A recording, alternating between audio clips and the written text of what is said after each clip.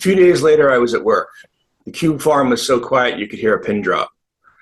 The lights were sizzling down as always, broiling us in boredom. Greg came over.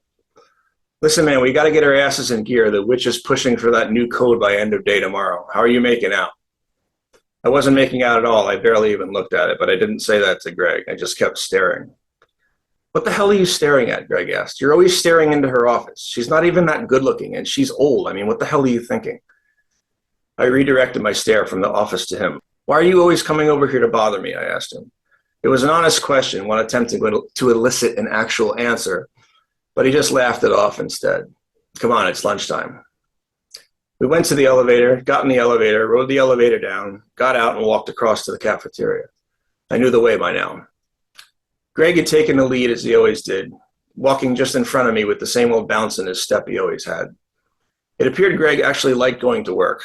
He wanted to be an architect, as in the computer version. That was supposedly the next step up the chain for guys like us.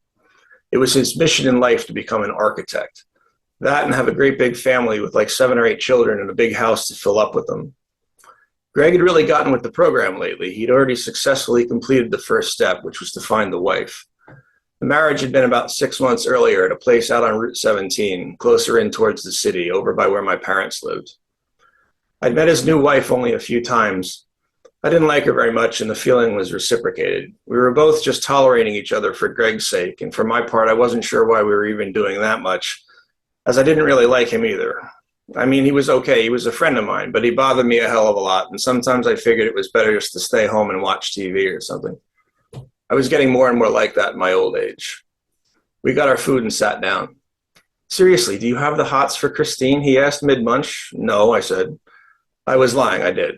Christine was my boss. She was a couple of years older than I was. She was thin and slightly attractive with long black hair and pale white skin. She was also a bit of a wacko. That was understating it considerably, to be honest. She yelled and screamed all the time, all day long.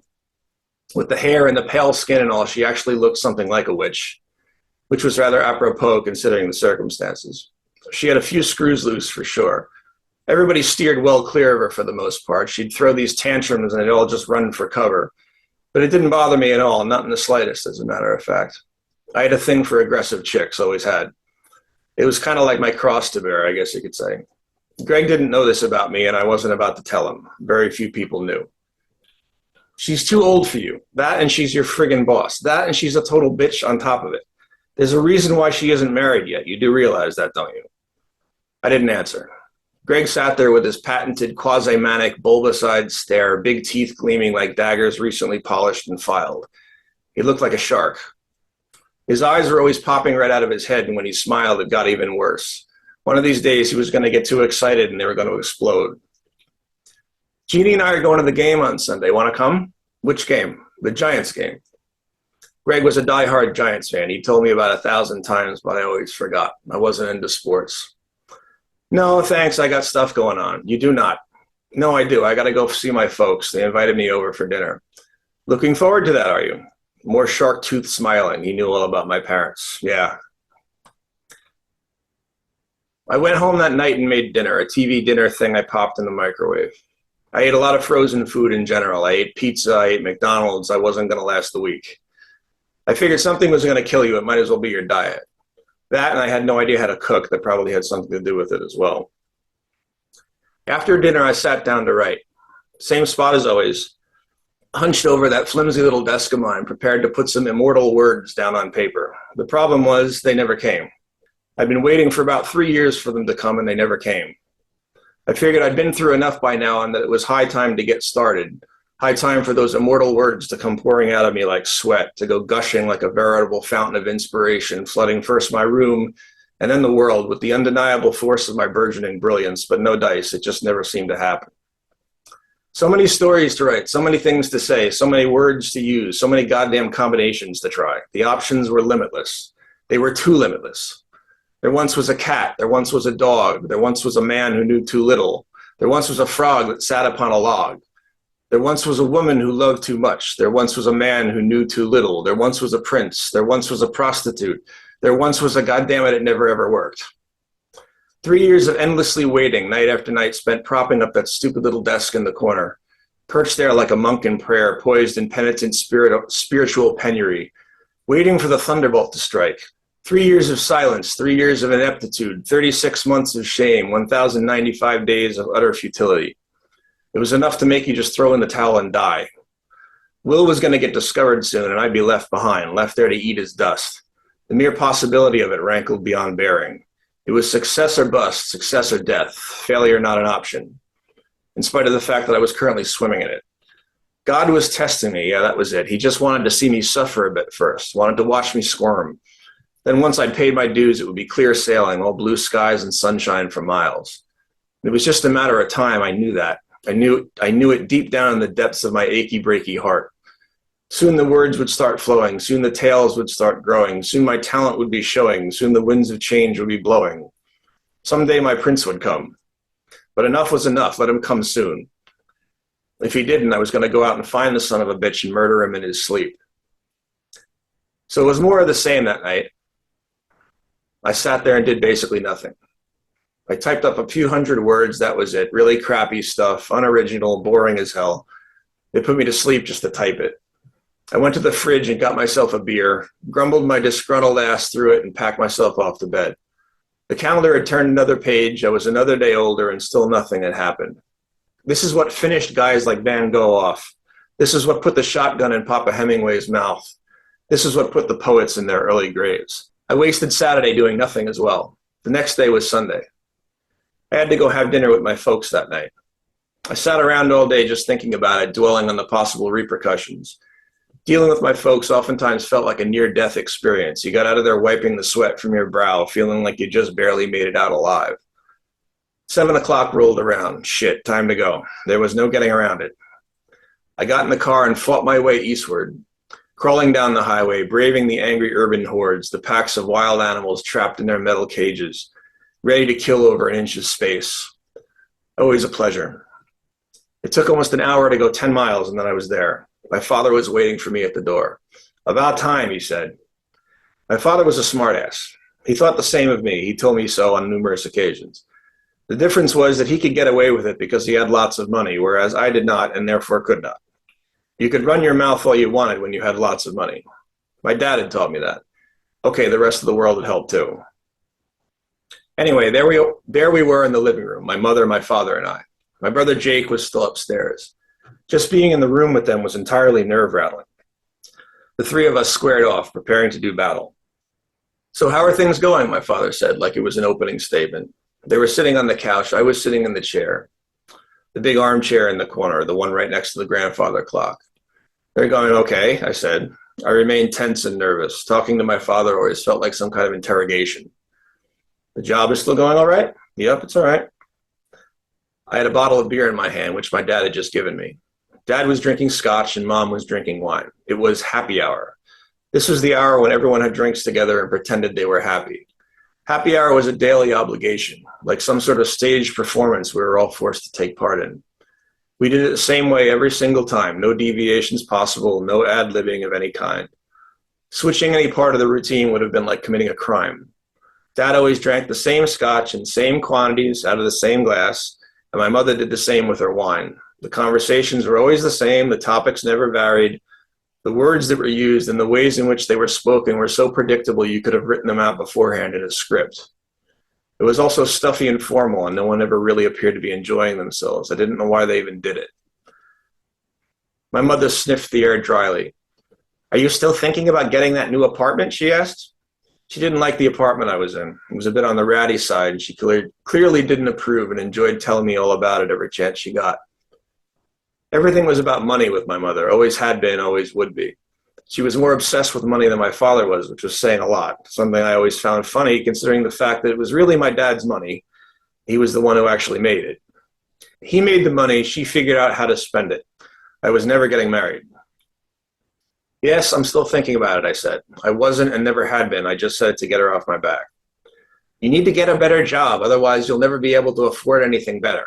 I don't know why you took that horrible apartment in the first place.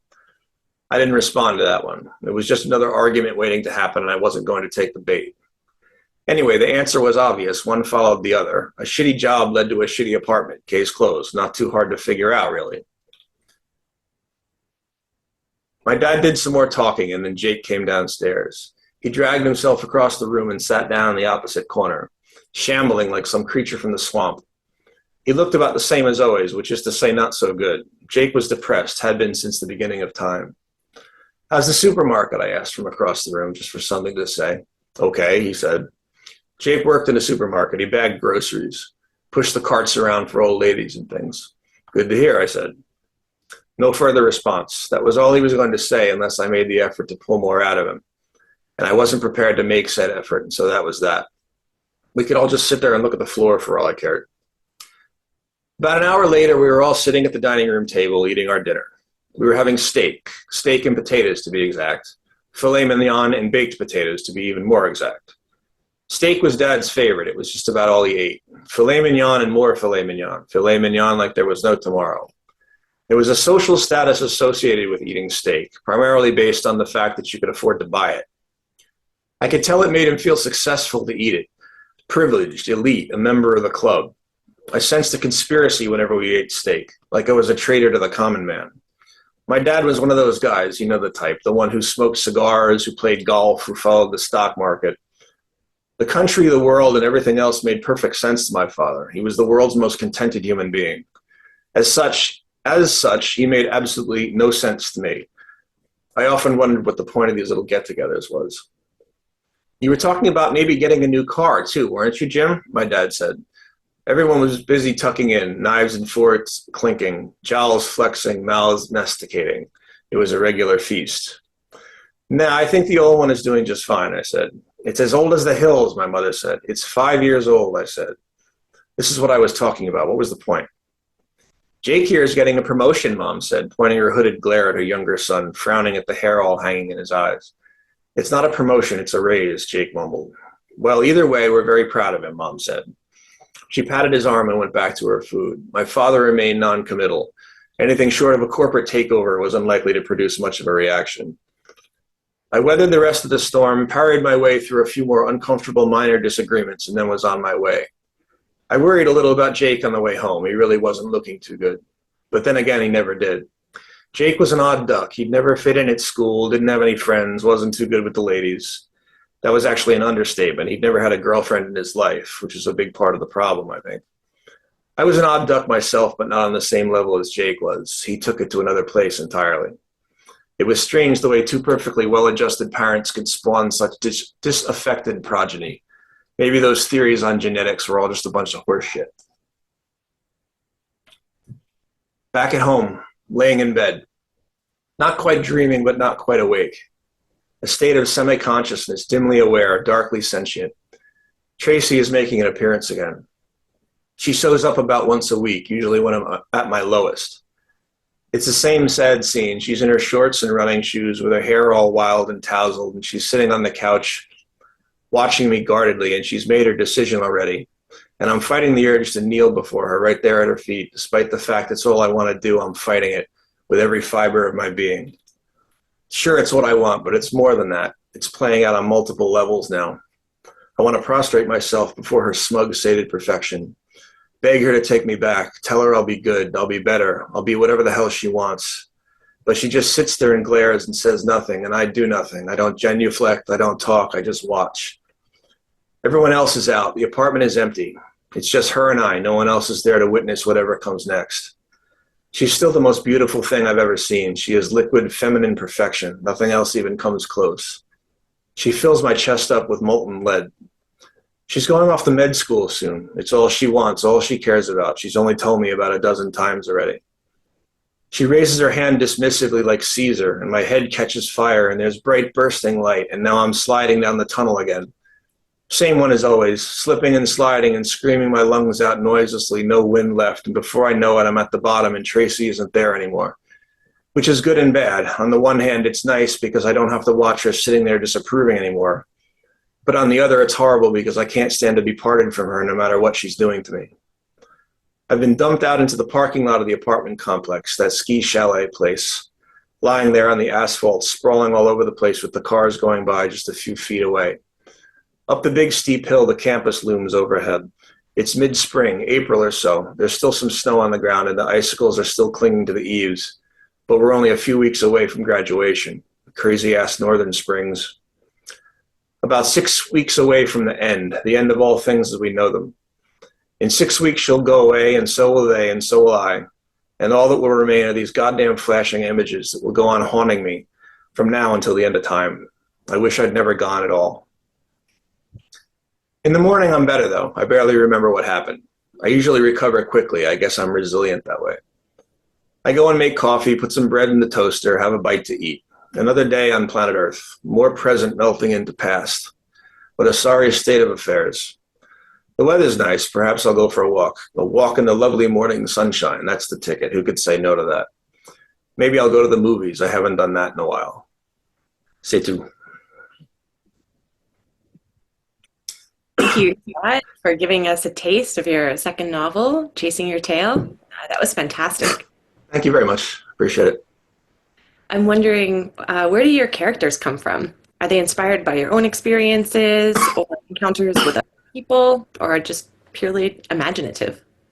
It really depends on the book. I've written a lot of stuff, a lot of novels, and to take Screwed for an example, they're fictitious. I just sort of invented those guys. They were loosely based on maybe some prototypes, character, personality prototypes from back in Jersey, because that's really like a bit of a tribute to Jersey.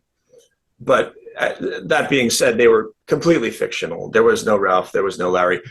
Chasing Your Tail gets a little closer into mixing and mingling. By the time I got to the second third of the book, where he flees out to California and tries to escape his own life, I had gotten into nonfiction, autobiography. The first third of Chasing Your Tail is fiction, and then without me trying to do it, it just sort of happened.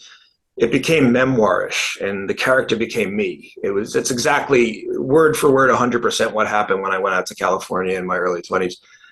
So I've sort of got two different categories of books that I do. There are the ones that are just comedy or just for fun or fiction, and then there's a whole sort of suite of them that I've done that are pretty much purely autobiographical. So either or, they either come from real life or they come out of thin air, whatever the mood is. Interesting. I love to hear how the characters transform and shift, and reality and fiction mingle. And Yeah. as a reader, you can't really piece it apart. That's really cool. Cool. I'm also wondering, what was the biggest unexpected challenge that you encountered while writing this book? Well, Screwed was the easiest, just to go back, Screwed was the easiest thing I've ever written. It was just funny and dialogue, and I had a blast with it, and it just wrote itself. Chasing Your Tail, I wrote a little later. It wasn't hard to write. There are other things I've written that were a lot harder. I would say the biggest hurdle with that one was probably what I was just talking about a minute ago, where the book sort of started veering off in an unexpected direction. And different authors have different philosophies on this. Some of them will just say, sit down and write, and whatever happens. Some will write from a structured set of notes, different ways of functioning. But by the time I got to the middle of that book, I was going towards autobiography, which I honestly didn't want.